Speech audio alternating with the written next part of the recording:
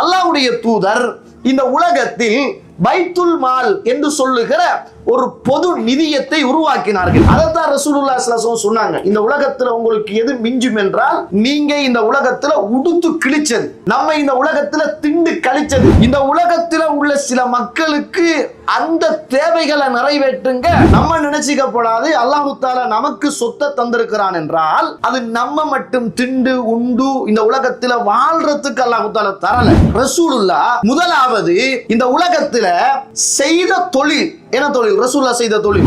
அப்ப பராமரிக்கிறதுக்கு ஒரு சமூகம் தேவை என்பதை இறைவன் என்ன செய்கிறான்? இங்க சுட்டி காட்டுகிறான். நம்மட ஆட்கள் நிறைய பேர் பைத்துல் மால் உருவாக்கணும்னு ஒவ்வொரு இடத்திலேயே என்ன செய்றாங்க? நோட்ஸ் அடிக்கிறாங்க, ஹேண்ட்பில் அடிக்கிறாங்க, போட்டோஸ் எடுக்கிறாங்க, எல்லாமே செய்றாங்க. ஆனா முதலாவது வந்த உடனே மக்கள் ஜக்காத்து சொல்லி எடுத்து என்ன தெரியுமா எடுக்கிறது? முதலாவது ஒரு பில்டிங் வாங்குறது. அதுல இருந்து நீங்க தின்ற ஆளாக, அதுல இருந்து கூட குடும்பம் வாழ்றதாக முடியாதா? மறுமையை நாசமாகி கொள்ளாது.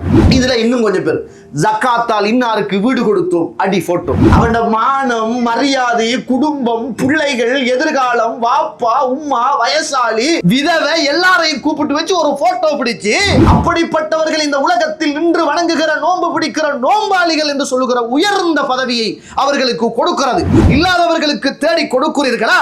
இஸ்லாம் சொன்ன அடிப்படையில் பைத்துல் மாலை பராமரிக்கிறீர்களா? எதையும் எதிர்பார்க்காமல் உங்களுடைய சொந்த பணத்தில் செய்வதற்காக முன்னுக்கு வருகிறீர்களா?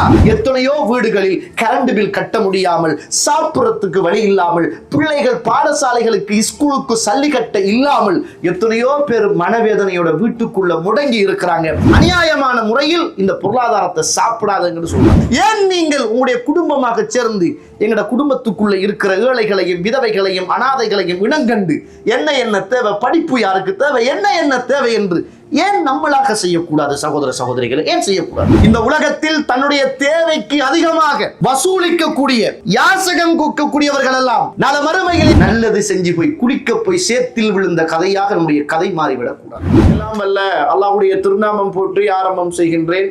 சலாத்தும் சலாமும் இறை தூதர், இறுதி தூதர் முஹம்மது ரசூலுல்லாஹ் ஸல்லல்லாஹு அலைஹி வஸல்லம் அவர்கள் மீதும் அவருடைய வாழ்க்கை வழிமுறைகளை இந்த உலகத்திலே பின்பற்றி வாழ்ந்த உத்தம சஹாபாக்கள், தொடர்ந்தவர்கள், துயர்ந்தவர்கள் இன்ஷா அல்லாஹ் கியாமத்துடைய நாள் வருகின்ற வரைக்கும் தூய்மையான இஸ்லாத்திலே வாழ்ந்து தூய்மையோடு மரணிக்க வேண்டும் என்ற நல்ல உள்ளங்கள் கொண்ட ஆண்கள், பெண்கள், வாலிபர்கள், வயோதிபர்கள், குறிப்பாக என்னையும் உங்களையும் ஈண்டெடுத்து எனக்கும் உங்களுக்கும் அறிவையும், அன்பையும், நேசத்தையும், பாசத்தையும் ஊட்டி வளர்த்து விட்டு இப்போது என்னையும் உங்களையும் விட்டு மறைந்து மன்னரைகளிலே வாழ்ந்து கொண்டிருக்கின்ற என்னையும் உங்களையும் பெற்றெடுத்த தாயும் தந்தையும், இந்த மண்ணுக்கு மேலே வாழ்ந்து கொண்டிருக்கின்ற என்னையும் உங்களையும் பெற்றெடுத்த தாயும் தந்தையும் மீதும் அல்லாஹுடைய அருளும், அன்பும், பாவ மன்னிப்பும், நரகத்தின் விடுதலையும் என்றென்றும் உண்டாக வேண்டும் என்ற இனிய பிரார்த்தனையோடு ஆரம்பம் செய்கின்றேன். கண்ணியத்திற்கும் பெருமதிப்புக்கும் உரிய இஸ்லாமிய சகோதர சகோதரிகளே, அல்லாஹுடைய நல்லடியார்களே, அல்லாஹுடைய அருளால் ரமலானுடைய மாதத்தை அடைந்து அந்த ரமலானுடைய மாதத்தில் அல்லாஹுக்கு விருப்பமான நான் கூலி கொடுக்கிறேன் என்று சொல்லுகிற உயர்தரமான உன்னதமான அந்த நோன்பை நோற்று அதை தொடர்ந்து யார் ஒருவர் இரவு நேரத்தில் நின்று வணங்குகிறாரோ ஈமானோடு நன்மையை எதிர்பார்த்து ஊஃபிர லஹு மா தகத்தம மின் தம்பி, அவருடைய முந்திய பாவம் மன்னிக்கப்படும் என்று சொல்லுகிற அந்த சுப செய்திக்காக நானும் நீங்களும் வணங்கிவிட்டு இந்த இடத்தில் இறைவனையும் இறை தூதரையும் பற்றி கேட்கவும் பேசவும் அல்லாஹு ரப்புல் ஆலமீன் ஒரு சந்தர்ப்பத்தை தந்திருக்கிறான்.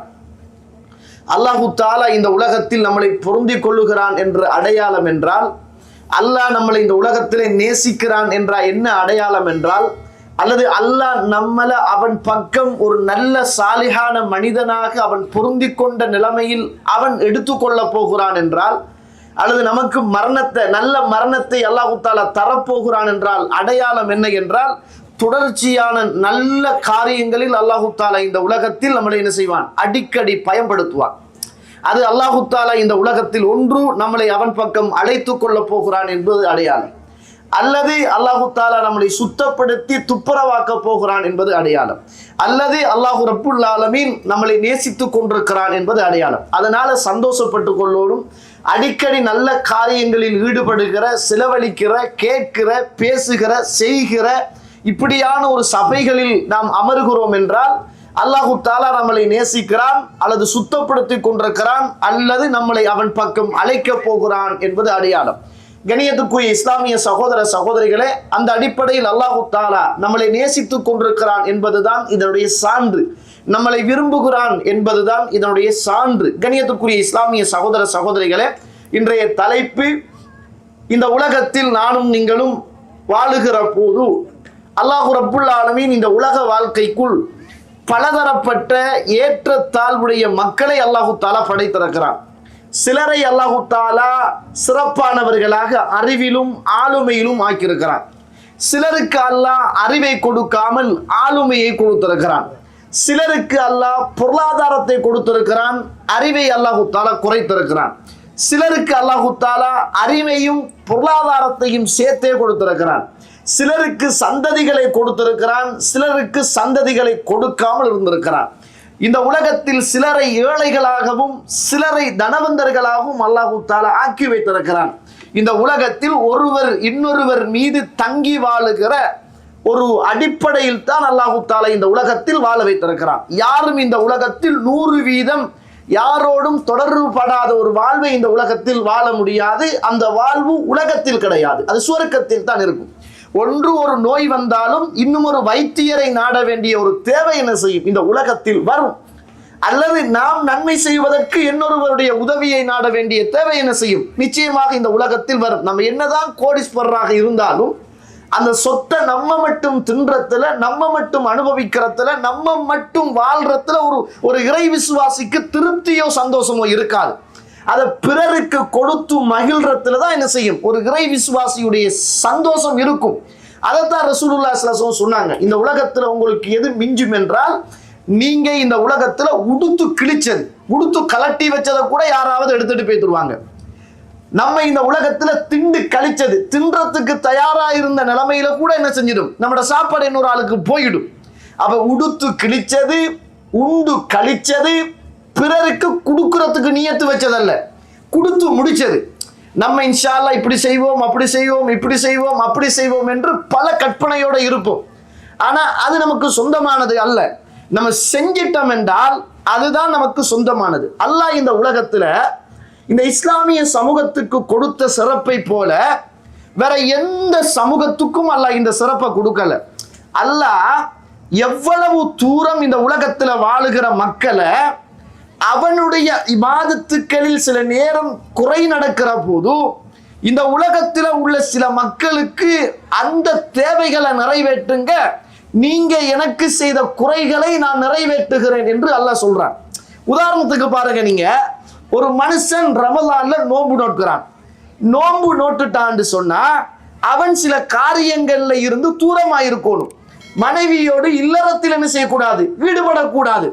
அப்படித்தான் மனைவியோடு இல்லறத்தில் ஈடுபட்டு நோன்பை முறித்து கொண்டான் என்றால், சுபஹானல்லாஹ், இறைவன் இதற்கு சொல்லுகிற தீர்ப்பு ஒன்று, நீ 60 நாள் தொடர்ச்சியாக நோன்பு நோக்கணும், விடக்கூடாது. விட்டாயினா திரும்ப பிடிக்கணும். 60 நாள் நீ நோன்பு நோக்கணும். உனக்கு 60 நாள் நோன்பு நோக்க முடியாட்டி நீ என்ன செய்யணும் தெரியுமா, 60 ஏழைகளுக்கு உணவு கொடுக்கணும். 60 ஏழைகளுக்கு நீ உணவு கொடுக்கணும். அப்ப அல்லாஹ்வுக்கு செய்கிற கடமைகள்ல ஒரு அடியான் கோட்டை விட்டுட்டான் என்றா, பிழை செஞ்சிட்டான் என்றா, அல்லாஹ் சொல்ற அதற்கான ஒரு குற்ற பரிகாரம், இன்ன அடியானுக்கு ஒரு 60 ஏழைகளுக்கு நீ உணவு கொடுக்கணும். ஒரு மனுஷன் அல்லாஹ்வுல சத்தியம் பண்றான், சத்தியத்தை முறிச்சிட்டான். சத்தியத்தை முறிச்சிட்டான் என்றால் அந்த மனிதன் சத்தியத்தை முறிச்சதுக்காக அல்லாஹ் அந்த சத்தியத்தை முறிச்ச குற்றத்தை அல்லாஹு தஆலா மன்னிக்கணுமாக இருந்தால் நீ என்ன செய்யணும்னா, நீ 10 பேருக்கு உணவு கொடுக்கணும் அல்லது உண கொடுக்கணும். இப்படி அல்லாஹு தஆலா என்ன செய்கிறான், இந்த உலகத்தில் அவனுக்கு செய்கின்ற இபாதத்தை இன்னொருவரோடு செய்கிற போது அது எனக்கு செய்ததாக ஆகிடும் அப்படின்னு அல்லாஹு தஆலா வைத்திருக்கிறான்.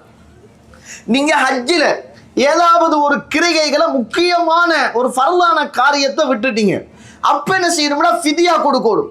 அந்த ஃபிதியா யாருக்கு போய் சேருது, அல்லாஹ்வுக்கா போய் சேருது? இல்ல, யாருக்கு, அடியார்களுக்கு போய் சேருது. அப்ப அல்லாஹ் தஆலா இந்த உலகத்துல அவனுக்கு செய்கின்ற கடமைகளில் அவனுடைய அடியான் குறை விட்டுட்டான் என்றால், அந்த குறையை நான் நிவர்த்தி செய்யணும் என்றால், நீ ஏழைகள், எளியவர்கள், அனாதைகள், இல்லாதவர்கள், அவங்களுக்கு இப்படி எப்படி உணவை கொடு, உண்ண கொடு, உடுப்ப கொடு, அல்லது மாட்டை அறுத்து கொடு, ஆட்டை அறுத்து கொடு.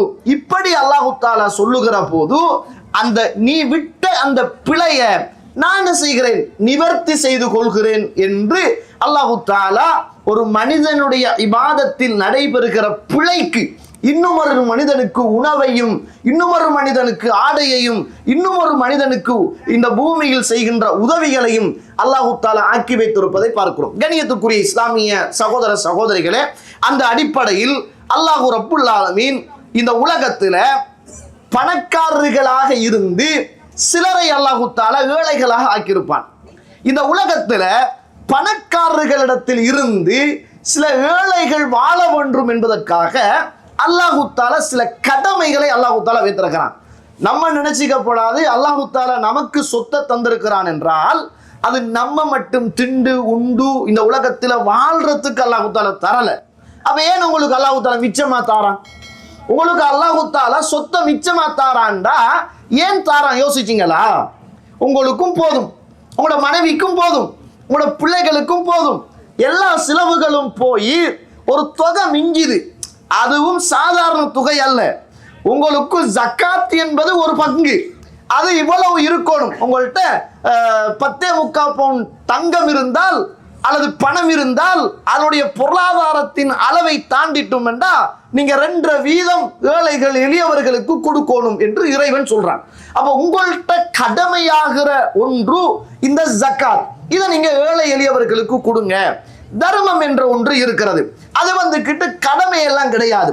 ஆனா கொடுத்தீங்கன்னா உங்களுக்கு நன்மை, உங்களுக்கு சுவர்க்கம். நாளை மறுமையில பாபு சதக்கா என்று சொல்லுகிற சுவர்க்கத்துடைய வாசல் உண்டு. அப்படி என்று அல்லாஹு ரப்புல் ஆலமீன் இந்த உலகத்துல அவன் கொடுத்த செல்வத்தை அவன் அந்த அடியான் இன்னும் ஒரு அடியானுக்கு செலவு செய்கிற போது அதற்கு அல்லாஹு தஆலா இவ்வளவு வெகுமதிகளை அல்லாஹ் ரப்புல் ஆலமீன் வைத்திருக்கிறான். கண்ணியத்துக்குரிய இஸ்லாமிய உறவுகளே, இப்படிப்பட்ட இரண்டரை கலந்து வாழுகிற இந்த சமூக வாழ்க்கையில் அல்லாஹ்வுடைய தூதர் இந்த உலகத்தில் பைத்துல் மால் என்று சொல்லுகிற ஒரு பொது நிதியத்தை உருவாக்கினார்கள். அல்லாஹ்வுடைய தூதருடைய காலத்தில் இந்த பைத்துல் மால் என்ற பெயர் இல்லாவிட்டாலும் அந்த பைத்துல் மாலுடைய வேலைகள் எல்லாமே என்ன செஞ்சிச்சு, நடந்துச்சு. இந்த பைத்துல் மால் என்று சொல்லுகிற இந்த பேரும் அது சரியாக திட்டமிடப்பட்டு சரியான முறையில் நடைமுறைப்படுத்தப்பட்டது உமர் ரலியல்லாஹு ஆட்சி காலத்துல தான். ஆனா ரசூலுல்லாஹ்வுடைய காலத்துல இந்த பைத்துல் மால் சிஸ்டம் இருந்துச்சா இல்லையா என்று கேட்டால் இருந்துச்சு. எப்படி இருந்துச்சு என்பதை நான் பின்னால சொல்றேன், கேளுங்க.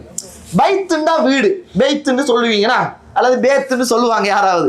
பைத்துன் என்றால் வீடு, மாலுன் என்றால் சொத்து, பொருளாதாரம். அப்ப பைத்துல் மால் என்றால் அந்த பொருளாதாரத்தை வைத்திருக்கிற வீடு, பொருளாதாரத்தை வைத்திருக்கிற வீடு. அப்ப அதுக்கு நம்ம என்ன சொல்லலாம், பணங்கள் வசூலித்து செய்யப்படுகிற ஒரு இடம். இது ரசூலுல்லாஹ்வுடைய காலத்துல மஸ்ஜிதில் தான் என்ன செஞ்சிச்சு, இருந்துச்சு. அல்லாஹ்வுடைய தூதர் இந்த சிஸ்டத்தை அங்க உள்ள ஏழைகள், எளியவர்கள், போராடுறவர்கள், கஷ்டப்படுறவர்கள், காவலாளிகள், இவர்கள் எல்லாருக்குமே அல்லாஹ்வுடைய தூதர் கொடுப்பதற்காக இந்த ஒரு திட்டத்தை வைத்திருந்தாங்க. நம்ம என்ன நினைக்கிறோம் என்றா, ரசூலுல்லாஹ் முதலாவது இந்த உலகத்துல செய்த தொழில் என்ன தொழில்? ரசூலுல்லாஹ் செய்த தொழில் ஆடு மேய்ச்சார். முதலாவது ரசூலுல்லாஹி ஸல்லல்லாஹு அலைஹி வஸல்லம் செய்த தொழில் ஆடு மேய்க்கிறாங்க. ஏண்டா ரசூலுல்லாஹி ஸல்லல்லாஹு அலைஹி வஸல்லம் ஒரு இடத்தால போயிட்டு இருக்கிறாங்க. இந்த உரா குச்சின்னு சொல்லுவோமே, இந்த மிஸ்வாக்கு குச்சி மாதிரி ஒரு மரம்.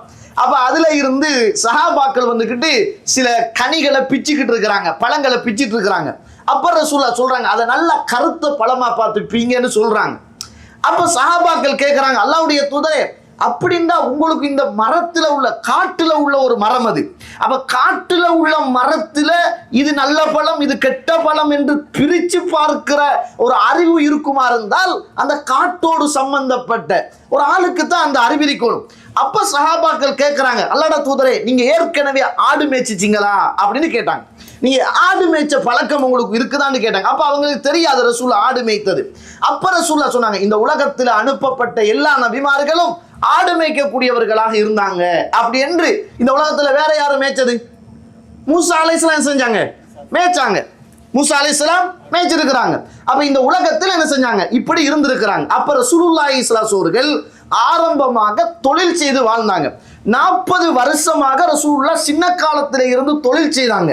ஆனால் 41வது வருஷம் நபித்துவம் கிடைச்சதுக்கு பிறகு ரசூலுல்லாஹ் ஸல்லல்லாஹு அலைஹி அவர்கள் தொழில் செய்யாம வாழல.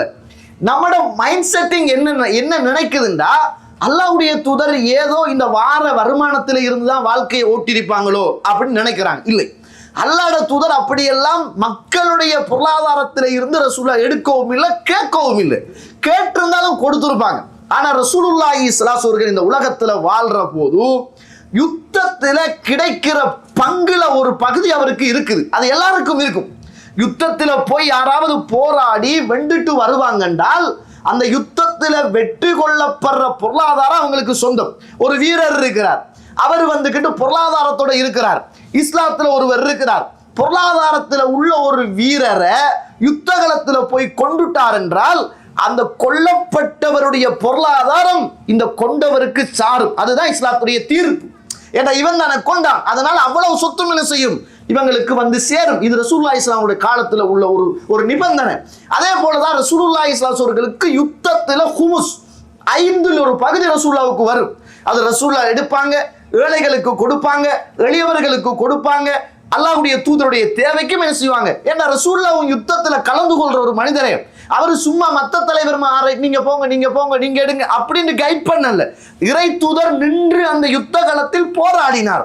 அப்ப அவருக்கு ஹுமுஸ் 5ல் ஒரு பங்கு, இந்த உலகத்தில் யுத்தத்தில் ஒரு பங்கு ரசூலுல்லாஹி ஸல்லல்லாஹு அலைஹி வஸல்லம் இருந்துச்சு. கண்ணியத்துக்குரிய இஸ்லாமிய உறவுகளே, அல்லாஹ்வுடைய தூதர் ஸல்லல்லாஹு அலைஹி அவர்கள் இந்த உலகத்துல வாழ்ற காலத்துல பொருளாதாரத்துல உள்ள ஜகாத்து பணம், ஜிஸியா பணம், கனிமத், அதே போன்று ஃபை என்று சொல்றது யுத்தம் நடக்காம நாடுகள் பிடிக்கிற போது கிடைக்கிற சொத்து அதுகள், அதே போன்று நிறைய வக்ஃப் செய்யப்பட்ட சொத்துக்கள், இதையெல்லாம் அல்லாஹ்வுடைய தூதர் என்ன செஞ்சாங்க, பராமரித்தாங்க. இந்த பராமரிப்புக்கு பெயர் தான் பைத்துல் மால். இந்த பராமரிப்புக்கு பெயர் தான் பைத்துல் மால். கண்ணியத்துக்குரிய இஸ்லாமிய உறவுகளே, அல்லாஹ்வுடைய நல்லடியார்களே, அல்லாஹ் தஆலா அல் குர்ஆன் சூரத்துன் நிசா வலா துஅத்து சுஃபஹா அம்வாலக்கும் அல்லதி ஜஅலல்லாஹு லக்கும் கியாமன், அல்லாஹ் தஆலா சொல்கிற போது அல்லாஹ் தஆலா தந்திருக்கிற இந்த பொருளாதாரம், இந்த பொருளாதாரத்தை நீங்க புத்தி சுவாதீனம் இல்லாதவர்களிடத்தில் ஒப்படைக்க வேண்டாம். அதை புத்தி சுவாதீனம் உள்ளவர்கள் தான் வைத்து நிர்வாகம் செய்யணும். அந்த பொருளாதாரத்துல வர்சுகூஹும் ஃபீஹா, அதிலே இருந்து அவர்களுக்கு நீங்கள் ரிஸ்க் கொடுங்கள். வக்ஸூஹும் வகூலு லஹும் கௌலம் மஅரூஃபா, அவர்களுக்கு ஆடையும் கொடுங்கள், அவங்களோடு நல்ல முறையில பேசிக் கொள்ளுங்கள். அப்ப பராமரிக்கிறதுக்கு ஒரு சமூகம் தேவை என்பதை இறைவன் என்ன செய்கிறான், இங்கே சுட்டி காட்டுகிறான். எனவே ஒரு சமூகத்துல பைத்துல் மால் என்பது இறை தூதருடைய காலத்திலிருந்து இந்த சமூகத்துக்கு அறிமுகப்படுத்தப்பட்ட ஒன்று என்பதை என்ன செய்யும் நானும் நீங்களும் முதலாவது புரிந்து கொள்ளணும். பாருங்க, ரசூலுல்லாஹி ஸல்லல்லாஹு அலைஹி அவர்கள் இந்த உலகத்துல வாழ்ற காலத்துல நடந்த ஒரு வரலாற்று செய்தியை ரசூலுல்லாஹ் சொல்றாங்க. ரசூலுல்லாஹ்வுக்கு முன்னர் நடந்த ஒரு வரலாற்று செய்தியை ரசூலுல்லாஹ் சொல்றாங்க. புகாரியில 3124வது செய்தி ரசூலுல்லாஹ் ஸல்லல்லாஹு அலைஹி சொல்றாங்க. அபூ ஹுரைரா அவர்கள் அறிவிக்கக்கூடிய ஒரு செய்தி, நல்ல முறையில் கவனித்துக் கொள்ளுங்க. கஸா நபியும் மினல் அம்பியா, முன்னோர் உள்ள காலங்களில் உள்ள ஒரு நபி ஒரு யுத்தத்தை மேற்கொண்டார். அந்த யுத்தத்தை மேற்கொள்ளுகிற போது அந்த சமூகத்துல அல்லாஹ்வுடைய தூதர் அன்றைக்கு இருந்த அந்த நபி அந்த சமூகத்தை யுத்தத்துக்காக வேண்டி அழைத்தார். அதிலே 3 சாரார் யுத்தத்தில் கலந்து கொள்ள வேண்டாம் என்றார். 3 சாரார் யுத்தத்தில் கலந்து கொள்ள வேண்டாம் என்றார். அதிலே ஒரு சாரார் யார் என்றால், திருமணம் முடித்து மனைவியோடு இல்லறத்தில் ஈடுபடாத யாரும் இந்த யுத்தத்தில் கலந்து கொள்ள வேண்டாம் என்றார். ஏண்டா அவர் யுத்தத்துல வந்து நின்றாருண்டா அவர் வீட்டுல தான் சிந்தனை இருக்கும், மனைவியில தான் சிந்தனை இருக்கும், யுத்த காலத்துல சிந்தனை இருக்காது. திருமணம் முடித்து இல்லறத்தில் ஈடுபடாத எவரும் இந்த யுத்தத்தில் கலந்து கொள்ள வேண்டாம் ரசூலுல்லாஹி ஸல்லல்லாஹு அலைஹி சொல்றாங்க. இப்படி ஒரு நபி சொன்னார். அதே போன்று சொல்றாங்க, யாராவது ஒருவர் வீடு கட்டி அந்த வீட்டை கூரை மட்டம் வரைக்கும் ஓடு போடுறது அல்லது ஏதாவது அந்த மறைக்கிற அந்த மட்டம் வரைக்கும் கட்டிவிட்டு அது போடுற நிலைமையில் இருக்கிற நபர் யாரும் அந்த வீடு வாசல்களை விட்டுவிட்டு நம்மளோடு வர வேண்டாம். ஏனென்றால் அவனுக்கு யுத்தத்தில் இருக்கக்குள்ள அவன் சிந்தனை எல்லாம் வீட்டுக்கு கூரை அடிச்சிக்கலாமே, மோட்டை கட்டிக்கலாமே, ஓட்டம் போட்டிருக்கலாமே, கூரைய போட்டிருக்கலாமே என்ற சிந்தனை தான் அவருடைய உள்ளத்தில் இருக்கும், வர வேண்டாம். அதே போன்று யார் ஒருவர் ஆட்டையோ ஒட்டகத்தையோ வாங்கி அந்த ஆடும் ஒட்டகமும் குட்டி போடுகின்ற அந்த நிலைமையில் இருக்கிறவர் யாருமே என்ன செய்ய வேண்டாம், இந்த யுத்தத்தில் கலந்து கொள்ளணும். ஏனென்றால் அவர் சிந்தனை எல்லாம் எத்தனை குட்டி போயிட்டுச்சோ, வெள்ளை போட்டுச்சோ, கருப்பு போட்டுச்சோ, ஆடு குட்டி இண்டிச்சோ, குட்டி இண்டல்லையோ, ஒட்டகத்துக்கு என்ன நடந்துச்சு, செத்து போயிச்சா, உசுறு வந்துச்சா என்ற சிந்தனை தான் யுத்த காலத்தில் இருக்கும். இப்படிப்பட்ட 3 சாரார் நம்மளோடு என்ன செய்ய வேண்டாம், இந்த யுத்த காலத்தில் கலந்து கொள்ள வேண்டாம் என்ற அறிவிப்பை அன்றைய காலத்தில் உள்ள ஒரு நபி அந்த சமூகத்துக்கு அறிவித்து விட்டு வந்த சமூகத்தை கூட்டிக்கிட்டு போறார். கூட்டிட்டு போற நேரம் அது ஒரு வெள்ளிக்கிழமை. சனிக்கிழமை அன்றைய காலங்களில் யுத்தம் செய்வது தடை செய்யப்பட்டிருந்தது. வெள்ளிக்கிழமை யுத்தத்துக்கு போறார். யுத்தத்துக்கு போற நேரம் அசருடைய நேரம் ஆகிறது. அசருடைய நேரம் என்பது சூரியன் மறைகின்ற நேரம். அதனால சூரியன் மறைந்துட்டும் என்றால் மக்ரிப் ஆயிடும். அப்ப மக்ரிப் ஆயிட்டும் என்றால் நாள் சனி ஆயிடும். சனி ஆயிட்டும் என்றால் அல்லாஹ்வுடைய கட்டளை யுத்தம் செய்யக்கூடாது என்பது. அப்ப யுத்தம் நம்ம சனிக்கிழமையில அல்லாத கட்டளையை மீறி செஞ்சிட்டோம் என்றால் யுத்தம் வெல்லாது, யுத்தம் தோத்துடும். அதனால அவர் வந்து சூரியனை பார்த்து சொல்கிறார், இன்னைக்கு மஅமூரத்துன் வ அன மஅமூருன், நீயும் அல்லாஹ்வுடைய கட்டளைப்படியே சுத்தி கொண்டிருக்கிறாய், நானும் அல்லாஹ்வுடைய கட்டளைக்காக வேண்டியே வந்திருக்கிறேன். அல்லாஹும்ம யா அல்லாஹ், இதோ இந்த சூரியனை அப்படியே நிப்பாட்டி விடு, அதை போக விடாத, சுத்த விடாத, இரவு வரக்கூடாது, அப்படியே பகலாகவே இருக்க வேண்டும் அப்படி என்று சொல்லி அல்லாஹ்விடத்தில் துஆ கேட்கிறார். அந்த நேரத்தில் அப்படியே சூரியன் இருக்கிறது. யுத்தம் நடைபெறுகிறது. யுத்தம் நடைபெற்று அல்லாஹ்வுடைய உதவியினால் வெற்றிகரமான யுத்தமாக வருகிறது. இந்த வெற்றிகரமான யுத்தமாக முடிந்ததற்கு பிறகு அன்றைய காலத்தின் வழக்கம், யுத்தத்தில் கிடைத்த எல்லா பொருளாதாரத்தையும் கொண்டு வந்து அந்த சமூகம் ஒரு இடத்தில் சேர்க்க வேண்டும்.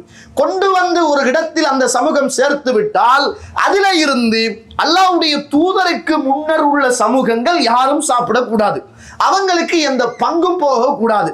அது என்ன நடக்கும் அப்படி என்று கேட்டால், அந்த யுத்தத்தில் கிடைத்த கனிமத்து பொருளை எல்லாம் கொண்டு வந்து சேர்த்து வச்சிட்டாங்க என்றால் அப்படியே ஒரு நெருப்பு வரும். ஒரு நெருப்பு வந்து இருக்கிற சொத்துக்களை எல்லாம் சாப்பிட்டு பத்த வச்சு கருகி சாம்பலாக்கிட்டு அப்படியே நெருப்பு போயிடும். இப்ப இந்த நபி யுத்தம் முடிஞ்சதுக்கு பிறகு யுத்தத்தில் கிடைத்த கனிமத்தை எல்லாம் கொண்டு வாங்க அப்படி என்று சொல்லி எல்லாத்தையும் ஒன்று சேர்க்கிறாரு, காத்துட்டு இருக்கிறாரு. நெருப்பு வரும், சாப்பிடும் அப்படின்னு காத்துட்டு இருக்கிறாரு. நெருப்பு வரல, சாப்பிட இல்லை. என்னடா இது, நெருப்பு வரலையே, என்ன இன்னும் இந்த யுத்தத்துடைய இந்த பொருளாதாரத்தை நெருப்பு தின்ன இல்லையே அப்படி என்று யோசிச்சுட்டு இருக்கிற நேரம் அப்பதான் சொல்றாரு, இன்ன ஃபீக்கும் குலூல், உங்களில் யாரோ ஒரு மோசடிக்காரர் இருக்கிறார். ஏனென்றால் இந்த யுத்தத்திலே உள்ள கிடைத்த கனிமத்து பொருளை யாரோ ஒருவன் திருடி இருக்கிறார். அதனாலதான் இந்த நெருப்பு இன்னும் வராமல் இருக்கிறது. எனவே யாராவது திருடி இருந்தால் அதை கொண்டு வந்து வையுங்கள் அப்படி என்றார். அந்த நேரத்தையில யாரும் கொண்டு வந்து வைக்கல. அப்ப ஒவ்வொரு கோத்திரத்தில இருந்து வந்திருப்பாங்க. அப்ப அந்த நபி சொன்னாரு, யாருமே வைக்கிற மாதிரி இல்லை. ஒவ்வொரு கோத்திர தலைவரும் என்ற கையில வந்து நாங்களோ எங்கட சமூகமோ ஒன்றையும் இந்த யுத்த காலத்தில் கிடைத்த கனிமத்தை திருடவில்லை என்று சத்திய பிரமாணம் செய்யுங்கள் அப்படின்னாங்க. ஒவ்வொரு கோத்திர தலைவரும் அன்று இருந்த நபியுடைய கையிலே வந்து சத்திய பிரமாணம் செய்கிறார்கள். நாங்க திருடல்ல, எங்கட சமூகம் திருடல்ல அப்படின்னு சத்திய பிரமாணம் செய்கிறார்கள். அப்படி சத்திய பிரமாணம் செய்கிற அந்த நேரத்தில் 1-2 பேருடைய தலைவர்களுடைய கை நபியுடைய கையோடு ஒட்டி கொண்டது. அப்பதான் சொன்னாரு, உங்களோட கூட்டம் தான் களவெடுத்திருக்கோடும், உங்களோட கூட்டத்தை ஒவ்வொரு ஆளா வந்து கையில பையத் செய்ய சொல்லுங்க, சத்திய பிரமாணத்தை செய்ய சொல்லுங்க. அப்ப அந்த கூட்டத்தில் உள்ள தலைவர்கள் போய் ஒவ்வொரு ஆளா அனுப்பினாங்க. ஒவ்வொரு ஆளா அனுப்பின உடனே அந்த தலைவருக்கு கீழால் வந்த அந்த சமூகத்தை சார்ந்தவர்களில் 1, 2, 3 பேர் என்ன செஞ்சிருந்தாங்கண்டா, ஒரு மாட்டுடைய தலையளவு தங்கத்தை என்ன செஞ்சிருந்தாங்க, திருடி இருந்தாங்க. அப்பதான் ரசூல் அந்த நபியுடைய கையில ஒட்டிச்சு. ஒட்டினோன்னு சொன்னார், நீங்க தான் அந்த ஆள், நீங்க தான் இந்த இதுல உது செய்தவர், நீங்க தான் மோசடி செய்தால் எடுத்துட்டு வாங்க அப்படின்னு நபி சொன்னாரு. போனாரு, பெரிய ஒரு மாட்டுடைய தலை தங்கமாக கொண்டு வந்து வைத்தார். அதற்கு பிறகு நெருப்பு வந்தது. அந்த சாம்பலை அப்படியே திண்டு அந்த பொருளை அப்படியே திண்டு சாம்பலாக்கியது என்ற ஹதீதை அல்லாஹ்வுடைய தூதர் ஸல்லல்லாஹு அலைஹி வஸல்லம் சொல்லிவிட்டு சொல்றாங்க, இப்படி முந்திய ஒரு காலத்தில் இந்த நிலைமை தான் இருந்துச்சு. யுத்தத்தில் கிடைக்கிற பொருளாதாரம் கூட ஹலால் இல்லாத நிலைமையில, அனுமதிக்கப்படாத நிலைமையில தான் அல்லாஹ் ஆக்கியிருந்தான். ஆனால் எனக்கும் என்னுடைய சமூகத்துக்கும் சும்மா அஹல்லல்லாஹு லனல் கனாயிம், அல்லாஹ் இந்த யுத்தத்தில் உள்ள அந்த கனிமத்தை எங்களுக்கு ஹலால் ஆக்கியிருக்கிறான். அப்ப யுத்தத்தில் கிடைக்கிற கனிமத்து பொருள் என்பது யுத்தத்தில் போராடுற மக்களுக்கும் கிடைக்கும். அதே போன்று பைத்துல் மாலுக்கும் ஒரு நிதி என்ன செய்யும் அதிலே இருந்து வரும் என்பதை அல்லாஹ்வுடைய தூதர் ஸல்லல்லாஹு அலைஹி வஸல்லமுடைய காலத்தில் இருந்து புரிந்து கொள்கிறோம். பைத்துல் மாலுக்கான நிதி. அடுத்தது புகாரியில 421வது செய்தி, உங்களுக்கு தெரிஞ்ச செய்தி தான். மாலிக் அனஸ் பின் மாலிக் அவர்கள் அறிவிக்கக்கூடிய செய்தி, உத்தியன் நபி ஸல்லல்லாஹு அலைஹி வஸல்லம் பிமாலின் மினல் பஹ்ரைன், பஹ்ரைன்ல இருந்து ரசூலுல்லாஹ்வுடைய காலத்துல ரசூலுல்லாஹ்வோட வாழ்க்கையில கிடைத்த பெரிய சொத்து அதுதான். மிக முக்கியமான நிறைய பொருளாதார உதவியோடு பஹ்ரைன்ல இருந்து ரசூலுல்லாஹ்வுக்கு செஞ்சு கிடைச்சிச்சு. அப்ப ரசூலுல்லாஹ் ஸல்லல்லாஹு அலைஹி வஸல்லம் ஒரு இருக்கிற நேரம் இப்படி வந்திருக்கு, பொருளாதாரம் வந்திருக்கு அப்படின்னா ரசூலுல்லாஹ் பார்க்கவே இல்லை, என்ன ஏதுன்னு பார்க்கல. இன்றைக்கு இருக்கிற தலைவர் மாதிரி செத்து போய்த்துருவோம். அப்படி ஒரு பொருளாதாரம் வந்தா அப்படியா கொண்டு போய் வைங்க, யாருக்கும் தெரியாம அப்படியே பதுக்கி விடுங்க, ஊட்ட வைங்க, அல்லது இந்த ஹாஸ்டல்ல வைங்க, அல்லது எங்கேயாவது ஒரு ரூம் எடுத்து போடுங்க, இந்த மக்களுக்கு காட்டிறாங்க என்ன ஏதுன்னு பார்ப்போம். அப்படியே நம்மளோட தலைவர் இருப்பான். அல்லாஹ்வுடைய தூதர் திரும்பியும் பார்க்கல. அல்லாஹ்வுடைய தூதர் என்ன செஞ்சாங்கண்டா, கொண்டு போய் என்ன செய்ய அதை ஒரு பக்கமா வைங்க, பள்ளிகளை வைங்க அப்படின்னா பள்ளிகளை கொண்டு போய் வைக்கப்படுது. அல்லாஹ்வுடைய தூதர் வந்தாங்க, தொழுது முடிச்ச உடனே அல்லாஹ்வுடைய தூதர் அந்த சொத்துக்கு பக்கத்துல போனாங்க. அல்லாஹ்வுடைய தூதர் போய் உட்கார்ந்து கொண்டு வார போற எல்லாருக்குமே அல்லாஹ்வுடைய தூதர் அள்ளி அள்ளி அள்ளி எடுத்துட்டு போகட்டாங்க, எடுத்துட்டு போங்க அப்படின்னாங்க. இப்னு அப்பாஸ் வந்தாங்க, யார் ரசூலுல்லாஹ் நடந்த யுத்தத்துல இப்படி இப்படிலாம் சிலவுகள் போயிட்டு எனக்கு வேணும்னாங்க. ரசூலுல்லாஹ் எடுத்துட்டு போங்கன்னாங்க. அவர் வந்தவர் ஒரு ஆடையை எடுத்தார், இப்படி விரிச்சாரு. ஆடையை எடுத்து விரிச்சு நிறைய காசுகளை அள்ளி போட்டாரு. அள்ளி போட்டுட்டு தூக்குறாரு, தூக்க இயலாது. அப்ப ரசூலுல்லாஹ்வை பார்த்து சொன்னாரு, யார் ரசூலுல்லாஹ் யாராவது ஒரு ஆளை சொல்லி தூக்கி விடுங்க அப்படின்னு. ரசூலுல்லாஹ் சொன்னாங்க, இந்த வேலையெல்லாம் நான் செய்ய மாட்டேன், 7 மணி நேரம் தூக்கிட்டு போங்கண்டு. அப்ப நீங்களாவது தூக்கி வைங்க யார் ரசூலுல்லாஹ். நானும் தூக்க மாட்டேன், ஆக்களையும் தூக்கி விட மாட்டேன்.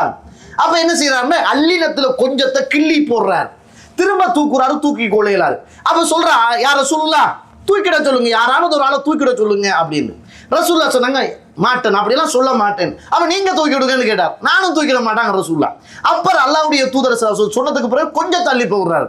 3வது தடவையும் தூக்க முயற்சி செய்யறாரு, ஏலாது. அவ்வளவு பாரம், சுப்ஹானல்லாஹ், கற்பனை பண்ணி பார்க்க இயலுமா எவ்வளவு எடுத்திருப்பாங்க. அந்த நேரத்துல கொஞ்சத்தை அள்ளிட்டு அப்படியே தூக்கி முக்கி அப்படியே வச்சுட்டு என்ன செய்யறாரு, போறாரு.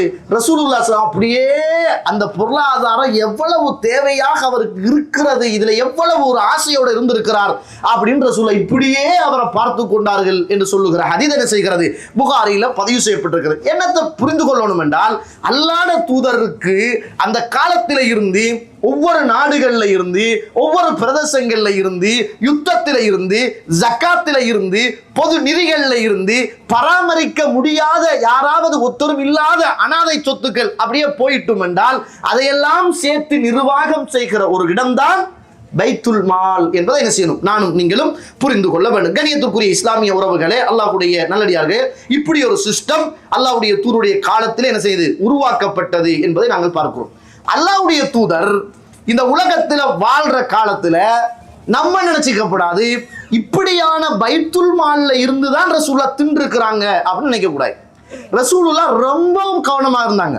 ஆனா இன்றைக்கு இருக்கிற சிஸ்டம், நம்மளோட ஆட்கள் நிறைய பேர் பைத்துல் மால் உருவாக்கணும்னு ஒவ்வொரு இடத்துலயும் என்ன செய்யறாங்க, நோட்ஸ் அடிக்கிறாங்க, ஹேண்ட்பில் அடிக்கிறாங்க, போட்டோஸ் எடுக்கிறாங்க, எல்லாமே செய்யறாங்க. ஆனா முதலாவது வந்த உடனே மக்கள் ஜக்காத்து சல்லி எடுத்து என்ன தெரியுமா எடுக்கிறது, முதலாவது ஒரு பில்டிங் வாங்குறது. பில்டிங்கை கட்டி பில்டிங் கடன் மக்களோட கஷ்டத்தை தான் போக்குறதுக்கு ஜக்காத் எடுத்தாங்க. ஆனா எடுத்த உடனே பாட்டி மசூரா பண்ணிச்சேன்னா, இன்ஷா அல்லாஹ் ஜக்காத்தை அடுத்த வருஷத்துல இருந்து சரியா கொடுத்துடுவோம், இப்ப நமக்கு ஒரு இடம் வேணும் அல்லது ஒரு பில்டிங் வேணும், அதுல இருந்து வாங்கிடுவோம். உங்களை யாரு சொன்னா இந்த கமிட்டியை உருவாக்க சொல்லு, யாரு சொன்னது? இஸ்லாமிய ஆட்சி இருந்தால் தான் அது செய்யப்பட வேண்டும்.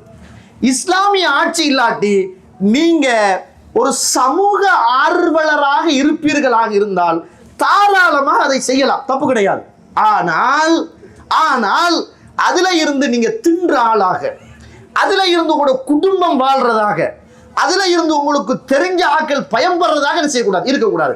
அல்லாஹ் அருள் செய்த நல்லவர்களை தவிர, நல்ல பிரதேசங்களை தவிர, நல்ல ஊர் மக்களை தவிர, அல்லாஹ்வுக்காக தொண்டு செய்வோம் என்று சொல்லுகிற இந்த வாலண்டியர்ஸை தவிர நிறைய பேர் என்ன செய்யறாங்க தெரியுமா? ஜக்காத் எடுக்கிறாங்க. ரசூலுல்லாஹ்வுடைய காலத்துல ஜக்காத்தும் இருந்துச்சு. நம்ம என்ன சொல்லுவோம்? புறம்போக்கு சொத்துன்னு சொல்லுவோமே, பராமரிக்க யாரும் இல்லாத சொத்து, அதுவும் இருந்துச்சு. சதக்காவும் இருந்துச்சு, கனிமத்தும் இருந்துச்சு, ஃபையும் இருந்துச்சு, ஜிஸியாவுடைய பணியும் ரசூலுல்லாஹ்வுடைய கைக்குள்ள இருந்துச்சு. ஆனா ரசூலுல்லாஹ் நிர்வாகம் பண்ணாங்க. இப்ப என்ன நடக்குதுன்னா, ஜக்காத்தை வாங்குறாங்க. நம்மட கமிட்டி ஜக்காத்தை வாங்குது பைத்துல் மால் என்ற பேர்வையில. வாங்கிட்டு இவர் நிர்வகிக்கிறாரு. ரைட், உங்களுக்கு என்ன? ரைட், உங்களுக்கு ஒரு தைய மிஷின், உங்களுக்கு ஓடு போடுங்க, நீங்க ரோட்டுக்கும் வீட்டுக்கும் ஓடு போடுங்க, உங்களுக்கு அரிசி, உங்களுக்கு பருப்பு, உங்களுக்கு யாரு சொன்னது? ஜக்காத் என்பது அது மக்களுடைய சொத்து. நமக்கிட்ட அல்லாஹ் தந்திருக்கிறான் டெம்பரரிக்கு, அதை நம்ம கொடுக்கணும். எதை ஜக்காத்தாக எடுக்கிறோமோ அதைத்தான் கொடுக்கணுமே தவிர, இவர் வீடு கட்டி கொடுக்கிறார். எங்க வீடு கட்டி கொடுக்கிறாருந்தா, மனுஷன் வாழவே இயலாத ஒரு தண்ணி குழி, சுரி காணி இடம், அதுல மண்ணை போட்டு நிரப்புறதுக்கு வேற 10 லட்சம் வேணும். இவர் ஜக்காத்துடைய காசை எடுத்து காணி கொடுக்கிறாராம், காணி கொடுத்து வீடு கட்டி கொடுக்க போறாராம். அதுல இருக்கிற அந்த ஊத்த குழியில மண்ணை போட்டு நிரப்புறதுக்கு வேற 10 லட்சம் வேணும், 5 லட்சம் வேணும். யாரு சொன்னது? ஏழைகளுடைய சொத்து, மிஸ்கின்களுடைய சொத்து, அனாதைகளுடைய சொத்து, கடனாளிகளுடைய சொத்து பிரிக்கப்படணும். ஊர்ல உள்ளவர்கள் விசாரிக்கப்படணும். இன்றைக்கு என்ன நடக்குதுன்னா, கமிட்டியில உள்ளவர் தான் பெரும்.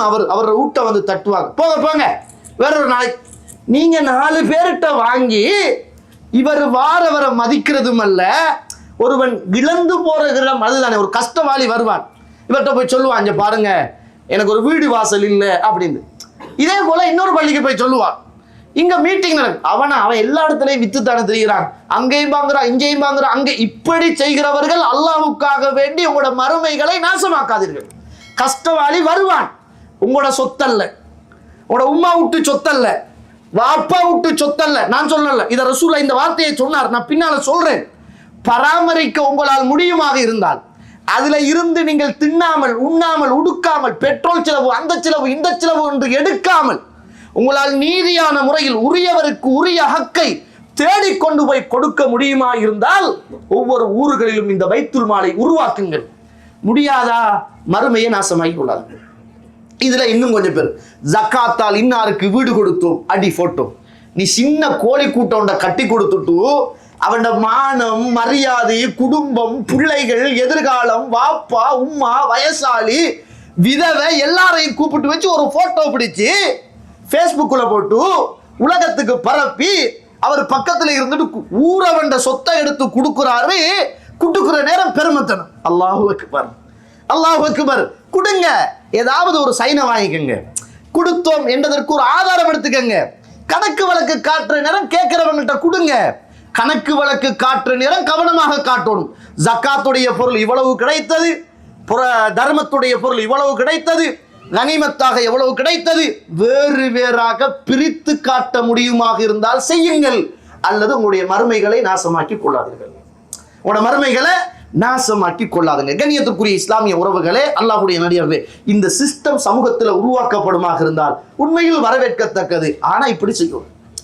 ஆனால் மானம், மரியாதை பாதுகாக்கப்படணும், விதவைகளுடைய கண்ணீர் பாதுகாக்கப்படணும், சிறிய பிள்ளைகளுடைய மரியாதை பாதுகாக்கப்படணும், அவர்களுக்கான தேவையான உதவிகள் செய்யப்படணும். ஆனா உதவியை நம்ம தீர்மானிக்க கூடாது. எனக்கு கூரையும் அடிப்பேன், நான் ஊட்டையும் கட்டுவேன், ஜக்காத் என்பதற்கு தகுதியானவன் நான், வாங்கினா எனக்கு தான். ஆனா ஆலோசனை சொல்லலாம். இங்க பாருங்க, உங்களுக்கு கஷ்டப்படுறீங்க, இதை நீங்க செய்தால் நல்லது என்று சொல்லலாம்.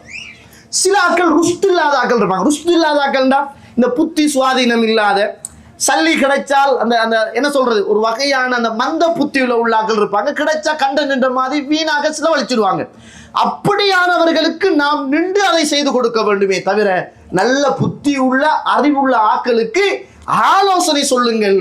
காரணம் அது உங்களுடைய சொத்தல்ல, அது அல்லாஹ்வுடைய கட்டளை.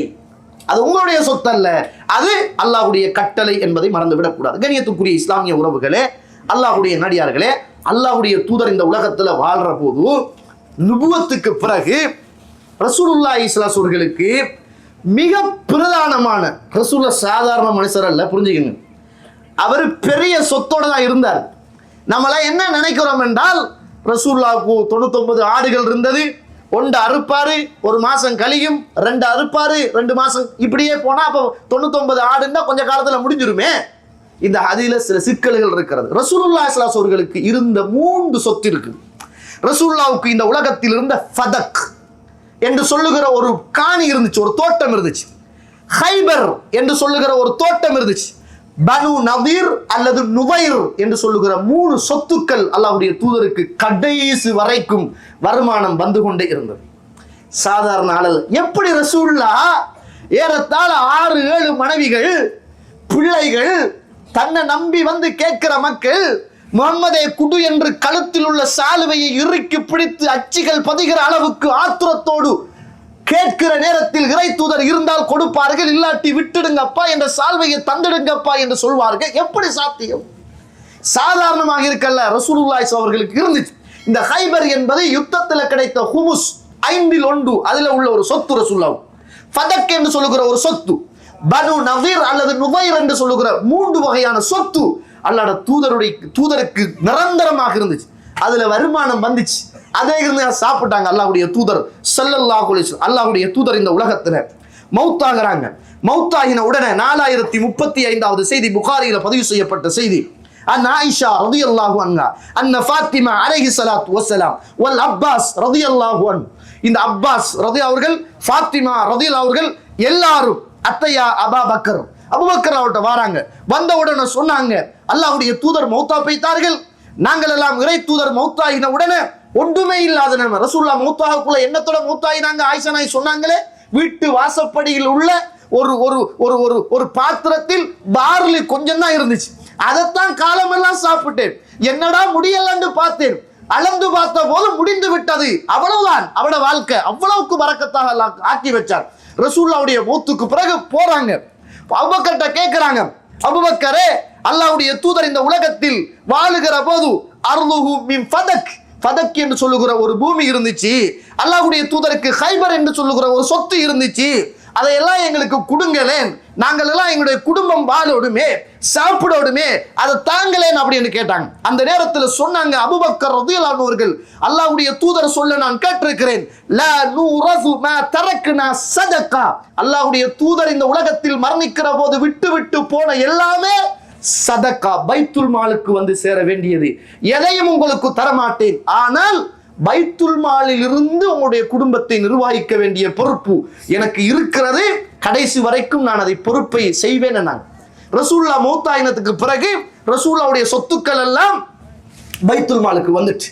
வந்த உடனே அன்றைக்கு இருந்த ஹலீஃபா அபூபக்கர் சித்திக் அவர்கள் அப்ப என்ன செஞ்சாங்க, அவங்க தான் அந்த சொத்தை நிர்வாகம் பண்ணினாங்க.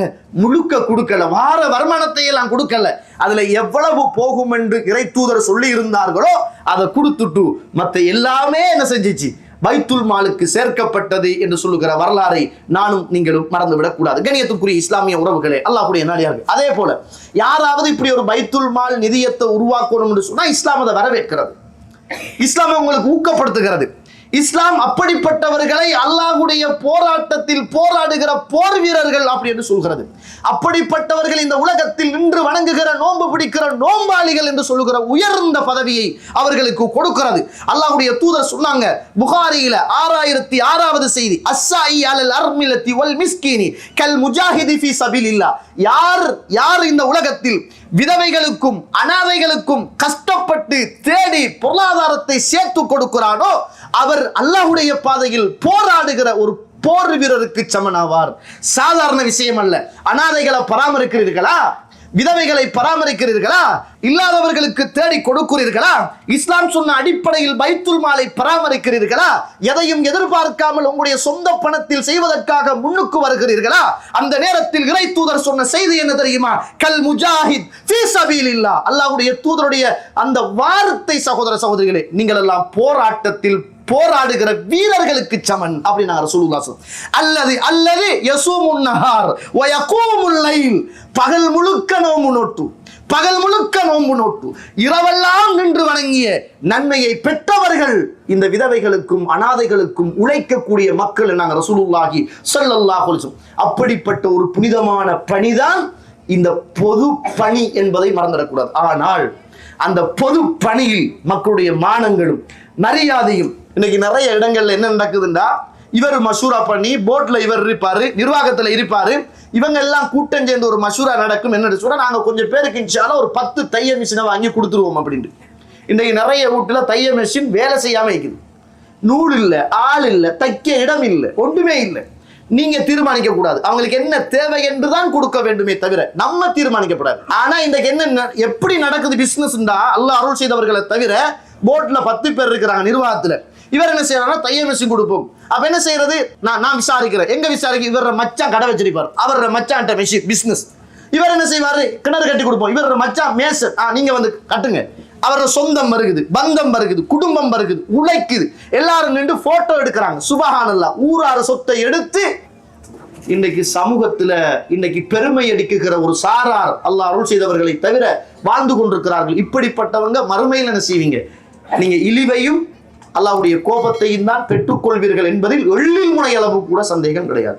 அது இல்லாம அல்லாஹ்வுக்கு பயந்து நன்மை கிடைக்கூடும் என்று, நல்ல காரியத்துக்கு செலவழிக்கூடும் என்று நீங்க தியாகம் செய்து வாலண்டியரா இருந்து அப்படி ஒரு பணியை முன்னெடுக்க முடியுமாக இருந்தால் இன்ஷா அல்லாஹ் இந்த உலகத்தில் நீங்கள் அல்லாஹ்வுடைய தூதர் சொன்னதை போல யுத்தத்தில் போராடுகிற போர் வீரரை போல, அல்லது பகல் முழுக்க இரவு விடிய விடிய நின்று வணங்குகிற அந்த கூலிக்கு சொந்தக்காரர் என்பதை நானும் நீங்களும் மறந்துவிடக் கூடாது.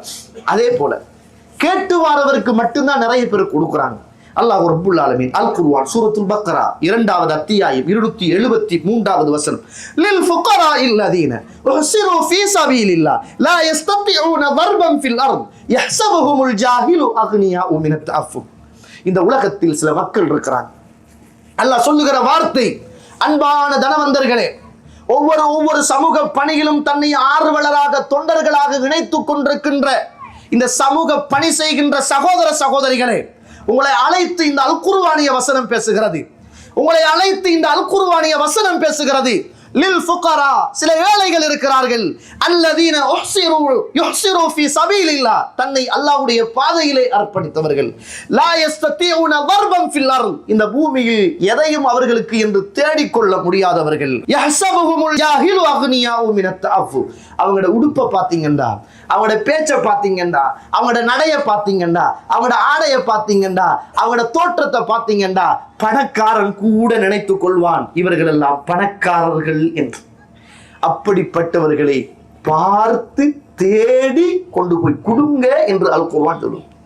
இன்றைக்கு பேர் கேட்கிறவனுக்குத்தான், கடிதம் கொடுக்கிறவனுக்குத்தான் கடித்து கொண்டு நிர்வாகம் செய்கின்ற எத்தனையோ பேருக்கு மத்தியில ஓதினோம் என்பதற்காக, தாவா செய்கிறோம் என்பதற்காக, யார்கிட்டையும் கேட்கக்கூடா என்பதற்காக, நம்மட கஷ்டம் நம்மளோடு போகட்டும் என்பதற்காக, தஹஜ்ஜத்துடைய நேரத்திலிருந்து என்னுடைய ரப்போடு நான் முறைப்பாடு செய்து கொண்டே இருப்பேன் என்பதற்காக, இந்த உலகத்தில் யாரிடத்திலும் கேட்டு விடாதே என்று இறை தூதர் சொன்னார் என்ற ஒரு காரணத்திற்காக எத்தனையோ வீடுகளில் கரண்ட் பில் கட்ட முடியாமல், சாப்பிடறதுக்கு வழி இல்லாமல், பிள்ளைகள் பாடசாலைகளுக்கு ஸ்கூலுக்கு சல்லி கட்ட இல்லாமல் எத்தனையோ பேர் மனவேதனையோட வீட்டுக்குள்ள முடங்கி இருக்கிறாங்க. போனா கடிதம் கேட்பாங்க, போனா போட்டோ பிடிப்பாங்க, போனா அங்க வர சொல்லுவாங்க, போனா இங்க வர சொல்லுவாங்க, 4 பேருக்குள்ள வச்சு விசாரிப்பாங்க. இதெல்லாம் வேணாது, நான் இப்படியே இருந்துட்டு மரணித்து போகிறேன் என்று சொல்லுகிற எத்தனையோ ஏழைகள் இந்த பூமியில் இருக்கிறார்கள். நீங்கள் பணிகள் செய்ய முன் வந்தால் இப்படிப்பட்ட ஏழைகளையும் எளியவர்களையும் தேடி இந்த பைத்துல் மால் ஊடாக உங்களுக்கு இரகசியமாக செய்ய முடியுமாக இருந்தால் அதுதான் இந்த மண்ணுக்கு மேலே நடக்கிற சிறந்த பணி என்பதை மறந்துடாது. நிறைய பேர் இருப்பாங்க, கேட்க மாட்டாங்க. நம்ம சில ஆட்கள் சலாம் சொல்ற போதே சந்தேகப்படுற, ஏதாவது கேட்க போறானோ, ஏதாவது பறிக்க போறானோ, ஏதாவது பிள்ளை கஷ்டத்தை சொல்ல போறானோ, ஏதாவது துன்பம் துயரத்தை சொல்ல போறானோ, ஏதாவது வருத்தத்தை பத்தி பேச போறானோன்னு பயப்படுறோம். கண்ணியத்துக்குரிய இஸ்லாமிய உறவுகளே, அப்படி சிலர் இந்த பூமியில் பேசவே மாட்டாங்க, வாய் துறக்க மாட்டாங்க, கேட்க மாட்டாங்க. மனசுக்குள்ள இருக்கும் பல கஷ்டத்தை சுமந்திருப்பாங்க, பல தியாகத்தை செஞ்சிருப்பாங்க, குடும்பத்தோடு வாழணும்னு ஆசைப்படுவாங்க, வாழ முடியாது, பொருளாதார சுமை, இப்படியே வாடிக்கிட்டு இருப்பாங்க, யார்கிட்டையும் கேட்க மாட்டாங்க. நமக்கு தெரியாது, அவர் சிரிக்கிறாரு, கதைக்கிறாரு, சண்டை பிடிக்கிறாரு, அடிக்கிறாரு, ஏசுறாரு, எல்லாம் செய்யறாரு, யார்கிட்டையும் வளைஞ்சி போறல, யார்கிட்டையும் பழிஞ்சி போறல, அவர் கெத்தாத்தா இருக்கிறார், அவருக்கு என்ன, அவர் நல்ல வருமானம் என்று நினைக்கிறோம். இறைவன் சொல்லுகிறான், சில ஏழைகள் இந்த உலகத்தில் இருக்கிறார்கள், அவர்கள் இந்த பூமியிலே அல்லாஹுக்காக தன்னை அர்ப்பணித்தவர்கள், அவர்கள் எதையும் இந்த உலகத்தில் சம்பாதிக்க முடியாதவர்கள், அவர்களை கண்டு நீங்கள் அல்லாஹுக்காக வேண்டி கொடுத்துதவுங்கள் என்று அல் குர்ஆன் என்னையும் உங்களையும் பார்த்து அழைக்கிறது என்பதை இப்படிப்பட்ட சமூக பணியாளர்களும் பைத்துல் மால் செய்ய வேண்டும் என்று சொல்லுகிற உறவுகளும் இதை புரிந்து கொள்ள வேண்டும் என்பதை ஒரு கணம் நானும் நீங்களும் மறந்துவிடக்கூடாது. கண்ணியத்துக்குரிய இஸ்லாமிய உறவுகளை அல்லாஹ் தஆலா அல் குர்ஆன் சூரத்து நிசா 29வது வசனம், யா அய்யுஹல்லதீன ஆமனு, ஈமான் கொண்ட விசுவாசிகளே, லா தஅகுலு அம்பாலக்கும் பைனக்கும் பில் பாத்தில், அநியாயமான முறையில் இந்த பொருளாதாரத்தை சாப்பிடாதீங்கன்னு சொல்றாங்க. சமூக பணி செய்ய வந்து மக்கள் தார பொருளாதாரத்துல சாப்பிடுற வேலை நம்ம செய்யக்கூடாது. நிறைய பேர் என்ன செய்யறாங்கன்னா, ஜகாத்து பெறறதுக்கு தகுதியான 8 கூட்டம் இருக்குது. இந்த 8 கூட்டத்துல இந்த வசூல் செய்கிற ஒரு கூட்டத்துக்கு ஜகாத்து கடமை. இது எப்படின்னா இஸ்லாமிய ஆட்சி இருந்தால், நீங்க நல்லா தொழில் செய்யறீங்க, ஆபீஸ்ல வேலை செய்யறீங்க, எல்லா வேலையும் முடிச்சிட்டு நீங்க நேரம் கிடைக்கக்குள்ள போய் வசூல் செய்றீங்க. வசூல் என்ன செய்றீங்க, நீங்க மைக்க பிடிச்சி கண்ணியத்திற்குரிய இஸ்லாமிய உறவுகளே இப்படி ஒரு தேவை இருக்குது, தாங்க ஜகாத்தை தாங்கன்னு கேட்குறீங்க. இது என்ன, இது பெரிய போராட்டம். ரசூலுல்லாஹ்வுடைய காலத்தில் இருந்த வசூல் செய்யக்கூடிய இந்த ஜகாத்தை வசூல் செய்யக்கூடியவர்களை அல்லாஹ்வுடைய தூதர், அது பணி, அதுதான் அவங்களோட வேலை. அவங்க எங்க போறண்டாலும் எங்க வாரண்டாலும் என்ன செய்யறாலும் அதுதான் அவங்களோட தொழில். அல்லாஹ்வுடைய தூதர் அனுப்பிக்கிட்டே இருப்பாங்க, அவங்க கொண்டு வந்து கொடுத்துக்கிட்டே இருப்பாங்க. இதுதான். இப்படி ஒரு கூட்டம் இருந்து செய்யுமாக இருந்தால், இஸ்லாமிய ஆட்சி நடக்குமாக இருந்தால் அவர்களுக்கு ஒரு பங்கு அதிலே உண்டு. அப்படி இல்லாட்டி இந்த பெட்ரோல் அடிக்கிறதுக்கு, ஆட்டோ வாங்குறதுக்கு, பெனர் அடிக்கிறதுக்கு இந்த வேலையெல்லாம் என்ன செய்யக்கூடாது, இதுல இருந்து செய்யக்கூடாது. இது மக்களுடைய பணி, மக்களுடைய சொத்து. கவனமா இருக்கும். நல்லது செஞ்சு நரகத்துக்கு போயிடக்கூடாது, நல்லது செஞ்சு நரகத்துக்கு. இதை தாண்டி மக்கள்கிட்ட கேளுங்க, இப்படி ஒரு பணி இருக்குது, இந்த வேலையோடு செய்யணும், யாராவது உதவி செய்யுங்க, அதுக்கு மக்கள் தாரத்தை என்ன செய்யுங்க, அதுக்கு பயன்படுத்துங்க. எதுக்கு என்று வாங்குறோமோ அதுக்கு என்று தான் கொடுப்போம்.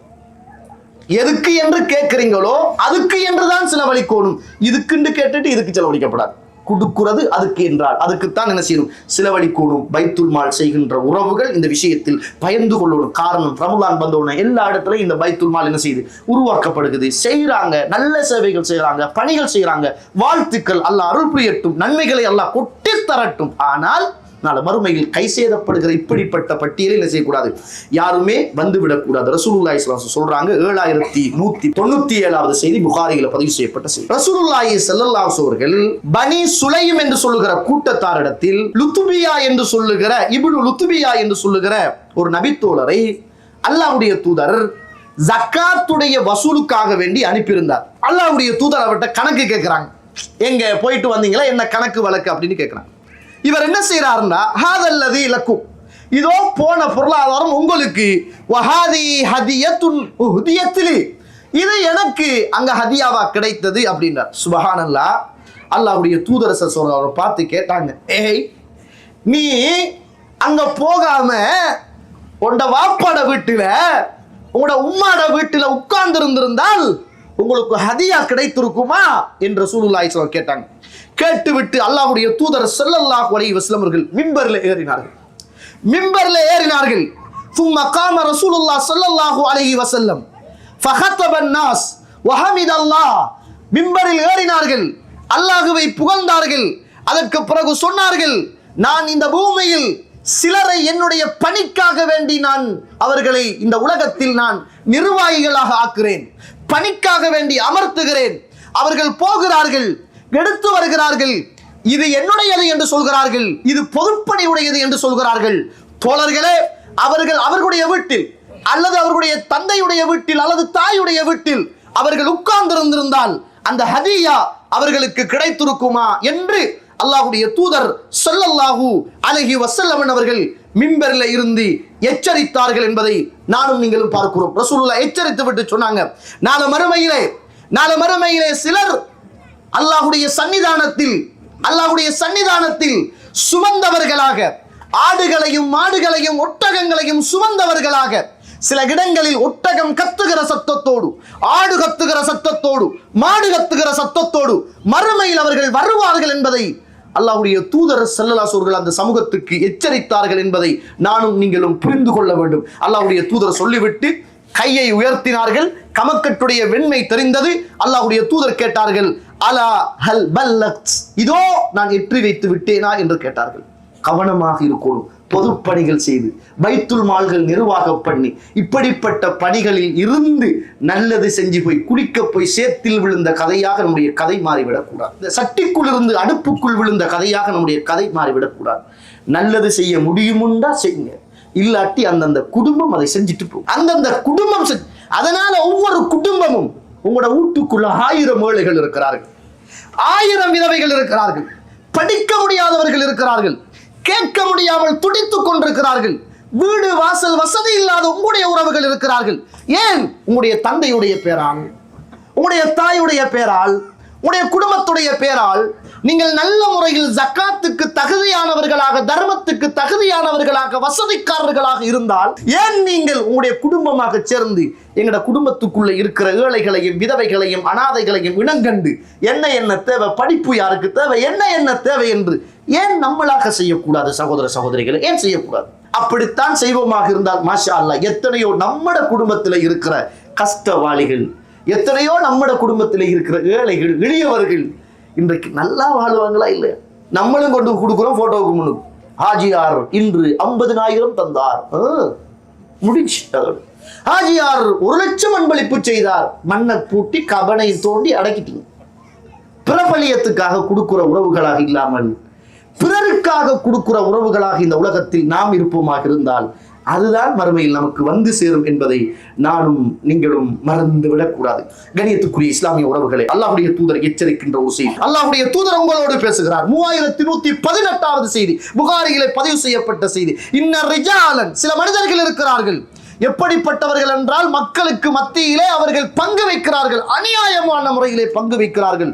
ஃபஹுமுன்னார், அவர்கள் நரகவாதிகள் மறுமையுடைய நாளையில் நாங்கள் சொல்லலாம். நல்லது செய்ய போய் நரகவாதிகளாக நானும் நீங்களும் மாறிவிடக்கூடாது. இறுதியாக ஒரு செய்தியை சொல்லி நிறைவு செய்யலாம் என்று நான் நினைக்கிறேன். இந்த பொருளாதாரத்தை சேர்க்கிற, பைத்துல் மால் நிர்வாகம் செய்கிற அல்லது குடும்ப ரீதியாக இந்த பொருளாதாரத்தை சேர்த்து பங்கு வைக்கிறவர்களை அல்லாஹ் ரப்புல் ஆலமீன் யார் யாருக்கு கொடுக்கணும் அப்படின்னு சொல்றான். அல்லாஹு தஆலா அல் குர்ஆன் சூரத்து தௌபா 9வது அத்தியாயத்தில் 60வது வசனம், இன்னம ஸதகாத்து லில் ஃபுகரா, இந்த சதகா ஜகாத்து கொடுக்கப்படக்கூடியவர்கள் ஃபுகராக்கள், வல் மசாகின், மசாகின்கள் ஏழைகள் எளியவர்கள், வல் ஆமிலீன் வசூல் செய்யக்கூடியவர்கள், முஅல்லஃபத்தி குலூபுஹும் இஸ்லாத்தின் பக்கம் வரக்கூடியவர்கள் அல்லது இஸ்லாத்துக்கு வந்தவர்கள், வஃபிர் ரிகாப் அடிமைகளை உரிமையிடுவதற்காக, வல் காரிமீன் கடனில் தள்ளப்பட்டவர்கள் மூழ்கடிக்கப்பட்டவர்கள், வஃபி சபீலில்லாஹ் அல்லாஹ்வுடைய பாதையில் போராடக்கூடியவர்கள், வப்ன சபீல் வழிப்போக்கர்கள். இப்படிப்பட்டவர்களுக்கு இந்த 8 கூட்டத்துக்கும் ஜகாத்து கொடுத்து பகிர்ந்து கொடுக்க வேண்டும் என்று அல்லாஹ் ரப்புல் ஆலமீன் அல் குர்ஆன்ல சொல்றான். ஆனா இன்றைக்கு நமக்கு கேட்டு வரவ மட்டும்தான் கண்ணுக்கு தெரிகிறான். ஊடு இல்லைன்னு 9 வருஷமா கடிதத்தோட அலைகிறான், இன்னும் ஒரு ஊடு இல்லை, ஆனா ஜகாத்து கமிட்டி நடக்குதுதான், பைத்துல் மால் நடக்குதான். ஒரு வேளையும் எழுப்பினதை காணல. சைக்கிள்ல வடை வச்சு குடுறான்னு சைக்கிளை வாங்கி அனுப்பி அடுத்த அன்னைக்கு வித்து போட்டு வேலையை பார்க்கலாம். ஊடு கட்டியும் வேலை இல்லை. சுரிக்குள்ள கொண்டு கட்டி கொடுத்தா மாடு வாழ்ற இடத்த மனுஷன் வாழ்வான. ஏன்னா சேத்துக்குள்ள கொண்டு போய் நீங்க ஊட்ட கட்டுறீங்க, எப்படி அவன் வந்து வாழ்வான்? அவன் உம்மா ஊடு சொந்த பந்தத்தோட இருந்துட்டு நமக்கு முடிந்தால் செய்கிறது, முடியாட்டி விட்டுட்டு வேலையை பார்க்கறது. மறுமையில் என்ன செய்யக்கூடாது? மாட்டிக்க கூடாது. இப்படிப்பட்ட 8 கூட்டத்துக்கு அல்லாஹ் ரப்புல் ஆலமீன் கொடுக்க சொல்றான். அதே போல வளமையா கேட்கிறவங்களும் புரிஞ்சு கொள்ளும். வளமையா நோன்பு வந்தா கொஞ்சம் பேர் இந்த பைத்துல் மாலை தட்டி தட்டி தட்டி நிக்கிறதா வேலை. கடிதம் எழுதி பேனையும் பேப்பரும் கரைஞ்சி போன வரலாறு தான் அதிகம். அல்லாஹ் ரப்புல் ஆலமீனும் அல்லாஹ்வுடைய தூதரும் எச்சரிக்கிறாங்க. இந்த உலகத்துல நபிமார்கள் எல்லாம் சும்மா இருந்துட்டு சாப்பிட்டவங்க அல்ல. மா அகல அஹதுன் தஆமன் கத் கைரன் மின் அன் யாக்குல அமலி யதிஹி. ஒரு மனுஷன் இந்த உலகத்துல சாப்பிடுற சாப்பாட்டுல தண்ட கரத்தால கஷ்டப்பட்டு சாப்பிடுற, அறிவாலேயோ ஆளுமையாலேயோ திறமையாலேயோ உடலாலேயோ சாப்பிடுற சாப்பாட்டு தான் பெஸ்ட். இன்ன நபி அல்லாஹி தாவூத் கான யாக்குலு மின் அமலி யதி. தண்ட கையாலேயே உழைத்து சாப்பிடக்கூடிய ஒரு மனிதராக இது செய்தார். யார் இருந்தார்? தாவூத் அலைஹிஸ்ஸலாம் இருந்தாங்க. இந்த உலகத்துல கான ஜக்கரியா நஜ்ஜாரன். ஜக்கரியா அலைஹிஸ்ஸலாத்து வஸலாம் அவர்கள் நஜ்ஜாரன். யார்? தச்சனாக அவர் இந்த பூமியிலே என்ன செய்தார்கள்? இருந்தார்கள். முஸ்லிமில் இந்த ஹதீஸ் பதிவு செய்யப்பட்டிருக்கு. ரசூலுல்லாஹி ஸல்லல்லாஹு அலைஹி வஸல்லம் எச்சரிக்கக்கூடிய ஒரு செய்தி. மா யஸாலு ரஜுலு யஸ்அலுன் நாஸ் ஹத்தா யஅதி யௌமல் கியாமா லைஸ ஃபீ வஜீஹி முஸ்அத்துல் லஹம். இந்த உலகத்தில் தன்னுடைய தேவைக்கு அதிகமாக வசூலிக்கக்கூடிய யாசகம் கொடுக்கக்கூடியவர்கள் எல்லாம் நாளை மறுமையில் அல்லாஹ்வுடைய சன்னிதானத்தில் முகத்தில் சதை இல்லாத எலும்பு கூடுகளோடு அவர்கள் வருவார்கள் என்பதை அல்லாஹ்வுடைய தூதர் ஸல்லல்லாஹு அலைஹி வஸல்லம் சொன்னாங்க.